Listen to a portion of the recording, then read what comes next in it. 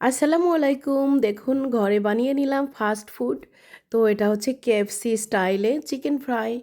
তো দেখুন মাখিয়ে রেখে দিয়েছিলাম আমি ৪ ঘন্টার মতো। তারপর আমি কোট করে নিচ্ছি। তো এই কোট করার জন্য লেগেছে আমার ময়দা, মসলা।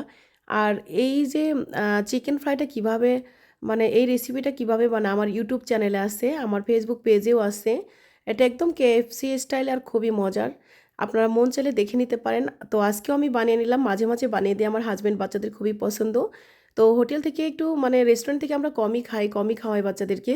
তো ঘরেই বানিয়ে নিই বেশিরভাগই। এই যে এয়ার ফ্রায়ার খুবই স্বাস্থ্যসম্মত। এখানে কোনো অয়েল ইউজ হয়নি।